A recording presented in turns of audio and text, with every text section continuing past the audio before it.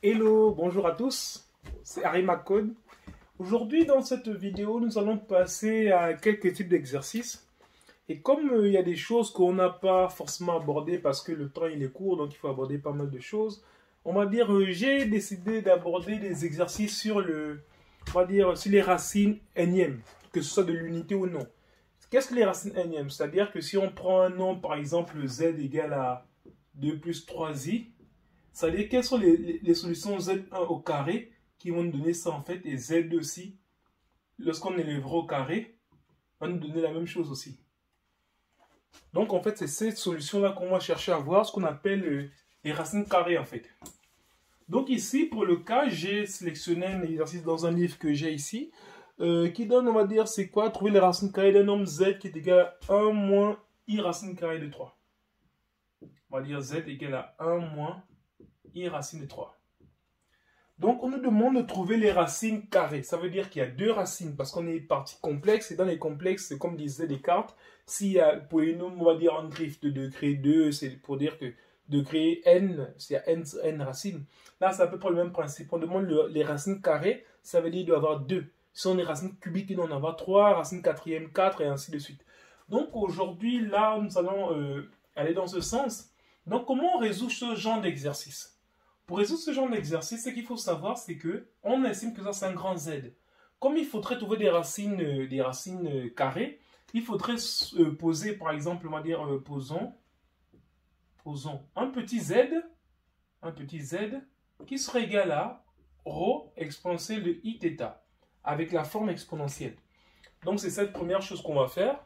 Et ensuite, on va devoir l'élever au carré pour égaler à ce nombre-là. Ça veut dire qu'on va prendre le petit z au carré, qui serait égal à, on va dire, qui serait égal à grand Z.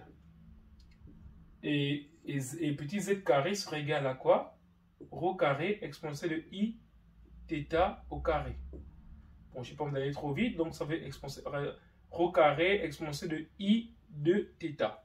Parce qu'on peut le voir, en fait, c'est que si on prend, on a dit que a puissance m, le tout puissance n, ça fait a puissance m fois n.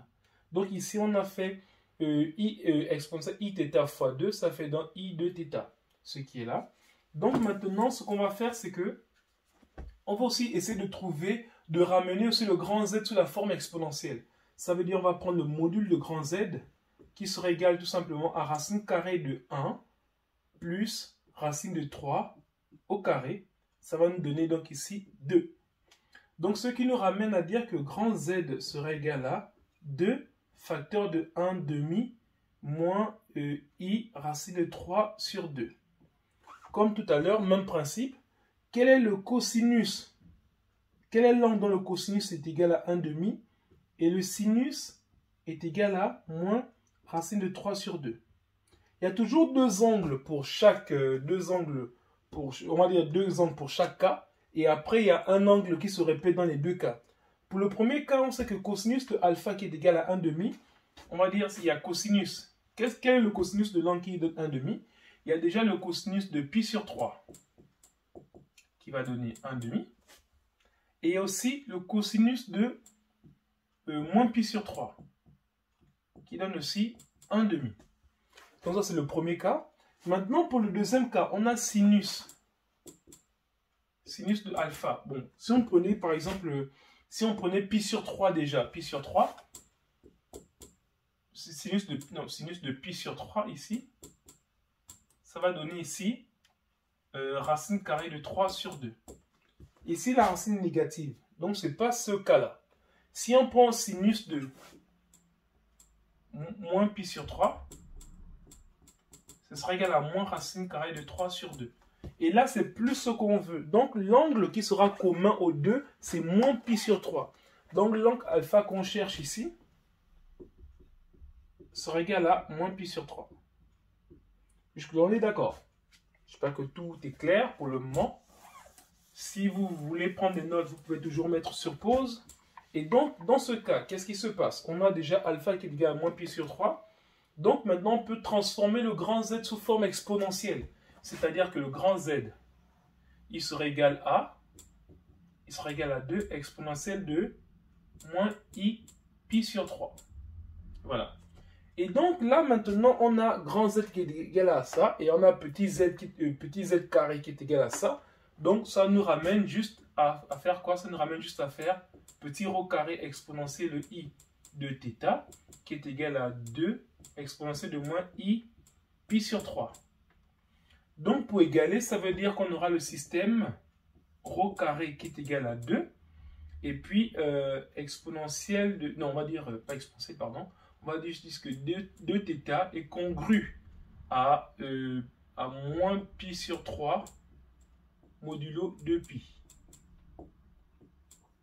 Donc ici, c'est ce qu'on obtient. Et là, maintenant, on va faire quoi? On va commencer par factoriser déjà pour résoudre cette équation.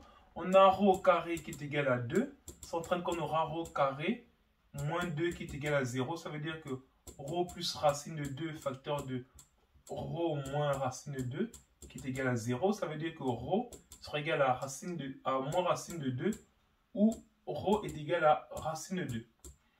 Et comme on sait que rho c'est égal à un module, ça veut donc dire que c'est strictement positif. Ça entraîne donc que rho sera égal à racine de 2. Ok, pour la première partie, rho est terminé. Maintenant ici, qu'est-ce qui se passe? Ça veut donc dire qu'on aura... Ah, c'était le premier point, si je peux dire ça comme ça. Bien, je mets une petite astérix. Et le deuxième point, c'est qu'on aura 2θ qui serait égal cette fois-ci à moins pi sur 3 plus, on va dire, 2kpi. En fait, pour enlever le congru, il faudrait rajouter le plus 2kpi. C'est pour ça que j'ai mis le égal. Donc, si soit je laisse le 3 pour dire congru à ça, soit j'enlève je mets égal plus 2kpi. Donc, ça entraîne qu'on aura ici θ qui serait strictement égal à moins pi sur 6 plus kpi avec k appartenant à n. Ça veut dire qu'on commence toujours par 0, 1, ainsi de suite. Voilà. Bon, là déjà, on est déjà bon dans notre exercice. Ici, on a obtenu déjà, on va dire rho qui est déjà ça, rho qui est ça, la valeur c'est unique. Et il y aura un θ qui est égal à ça. Mais comme on a dit qu'on veut deux solutions, donc il y aura deux z, ça veut dire que z1 sera égal à rho exponentielle de i θ1 et z2 sera égal à rho exponentielle de i θ2. Bon, qu'est-ce qu'on a dit que déjà rho c'est racine carrée de 2 exponentielle de i. Qu'est-ce que θ1? θ1 c'était juste moins pi sur 6 parce qu'on remplace k par 0 on a dit. Ça veut dire qu'il va rester moins pi sur 6, donc il va être moins pi sur 6 comme ça. Ah, c'est le premier. Et ça devient, qu'est-ce que ça devient? Ça devient juste racine carrée de 2 facteur de, on va dire cosinus moins pi sur 6 plus i sinus de moins pi sur 6. Et qu'est-ce que ça donne ici? Ça fait racine carrée de 2. De cosinus pi sur 6, ça fait donc, comment on a dit, ça devient donc ici racine carrée de 3 sur 2 parce que cosinus de moins pi sur 6 est égal à cosinus de pi sur 6. Donc ça devient racine de 3 sur 2. Maintenant, sinus de moins pi sur 6 c'est moins sinus pi sur 6. Ça devient donc ici moins i, on va dire 1 demi. Ça c'est Z1. Voilà. Et maintenant, Z2 serait juste égal à, on va dire ce serait égal à racine carrée de 2 facteur de cosinus. Comme on a dit θ2 c'est quoi? θ2. Bon, on va dire, je vais mettre sous cette forme-là. On a dit θ2 remplace donc k par 1 maintenant cette fois-ci. Et là maintenant ça veut dire qu'on aura, on va dire, non, je vais d'abord mettre θ2 ici. θ2, non, je vais le comme ça. Ouais. Bon, on va dire, bon, on a dit rho exponentielle i θ2. Bon, θ2 serait donc juste égal à moins pi sur 6 plus pi. On a remplacé k par 1. Ça devient ici 5pi sur 6. Ça, c'est θ2. Ok. Maintenant, ici, bon, ça, on peut déjà enlever. Si vous avez des soucis, vous mettez la vidéo en pause ou bien vous posez des questions. Et puis voilà, on essaiera d'y répondre. Et donc, maintenant, ce qui se passe, c'est que, on va dire, Z2 sera égal à, on va dire, racine de 2 exponentielle de i 5pi sur 6.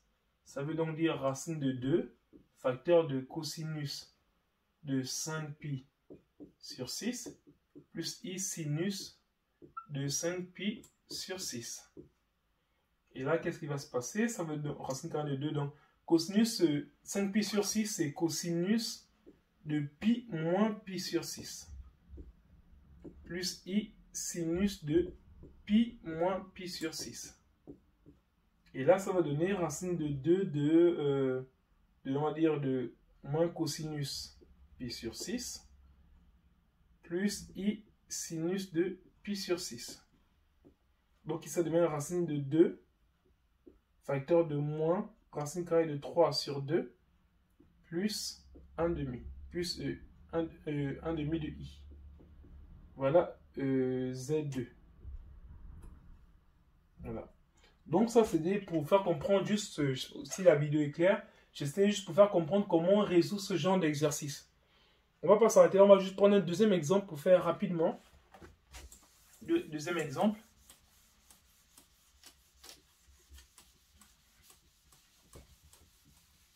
Donc, dans le deuxième exemple, qu'est-ce qu'on va faire? On va prendre... on demande deuxième exemple. Bon, qu'est-ce que je peux prendre comme deuxième exemple? Ouais. Bon, on va faire ça. On pose grand Z égale à 1. Trouvons les racines cubiques de 1. Ça veut donc dire que déjà, grand Z, on va dire, si on met ça sous forme exponentielle, ce sera juste exponentielle de I0, comme on a vu avant. Maintenant, on va dire même chose, posons petit z qui sera égal à rho exponentielle de I θ. Donc, on aura z au cube qui sera égal à grand Z, ce qui va dire que bon, z au cube qui sera égal à rho au cube exponentielle de I3 θ sera égal à exponentielle de I0. Donc, dans ce cas, ça nous remet un système rho au cube égale à 1 et 3 θ est congru à 0 modulo 2pi. Je passe le même principe que l'exemple de tout à l'heure. Et là, qu'est-ce qui se passe? Ça entraîne qu'on aura ici rho qui sera égal à 1. Et on va dire, on aura ça sur le premier point. Rho sera égal à 1. Deuxième point, c'est 3 θ qui sera égal à 0 plus 2 kpi. Avec k appartenant à n. Donc, même principe, on commence par 0, 1, 2, ainsi de suite. Comme là, on veut 3 solutions, on va prendre k égale à 0, puis k égale à 1, puis k égale à 2. Ok, donc à ce niveau maintenant, on nous ramène quoi? On nous ramène que θ sera égal à, on va dire, égal à 2pi sur 3 k. Voilà ce qu'on a de θ. Maintenant, à cette partie, on va maintenant essayer de résoudre maintenant pour les 3 solutions. Donc, on a dit Z1 sera égal à rho exponentielle I θ1. Z2 sera égal à rho exponentielle de I θ2. Et Z3 sera égal à rho exponentielle de I θ3. Donc, ici, maintenant, on va remplacer chacune par ses valeurs. Rho, c'est égal à 1. Donc, on peut enlever chacun des rho. Donc, Z1 sera égal à, on va remplacer k par 0. Donc, k par 0, ça fait juste 0. Donc, ça fait juste exponentielle de I0, ça fait 1. Donc, Z1 égale à 1. Maintenant, à quoi est égal Z2? Z2, c'est juste exponentielle de I θ2. C'est-à-dire, on va remplacer k par 1. Donc, on aura 2pi sur 3. Donc, ça devient exponentielle de I 2pi sur 3. Qui serait égal donc à, on va dire, cosinus de 2pi sur 3 plus I sinus de 2pi sur 3. Qu'est-ce que ça nous donne là? Cosinus de 2pi sur 3, ça devient cosinus de pi moins pi sur 3 plus I sinus de pi moins pi sur 3. Et ensuite, là, maintenant, ce qu'on a, c'est cosinus de pi moins pi sur 3. Qu'est-ce que ça devient? Ça devient moins cosinus de pi sur 3. Ici, maintenant, ça devient ici plus I sinus de pi sur 3. Et là, ça devient donc juste moins 1,5. Et l'autre, c'est plus racine carrée de 3 sur 2. Ça, c'est Z2. Voilà. Maintenant, on peut maintenant calculer Z3 maintenant. C'est Z2. Et Z3, qu'est-ce que c'est? Z3, ce sera juste Z3, ce sera, on va dire, exponentielle de I θ3. qui sera égal, on va remplacer k par 2 maintenant cette fois-ci. Donc on aura ici donc exponentielle de i, ça devient donc 2 fois 2, ça fait 4, ça devient 4pi sur 3. Voilà. Donc on va effacer déjà ce qui est là, parce qu'on a déjà trouvé Z1 et Z2. Maintenant on va prendre juste Z de 3. Et pour Z3, ce qui se passe, c'est que on a dit que ça va devenir cosinus. Bon, Z3, je vais mettre comme ça. Z3 sera égal à cosinus de 4pi sur 3 plus I sinus de 4pi sur 3. Et là, qu'est-ce que ça donne? Ça donne juste cosinus, on va dire, de pi plus pi sur 3 plus I sinus de pi plus pi sur 3. Et là, qu'est-ce que ça donne là? On aura maintenant cosinus pi sur 3, ça devient moins cosinus pi sur 3.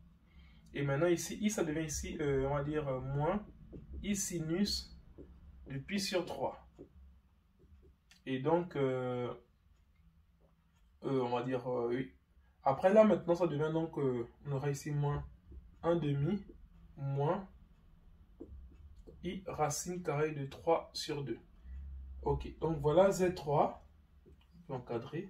Et juste pour voir sur le cercle trigonométrique, pour bien voir, on va dire, c'est quoi? C'est 4pi sur 3.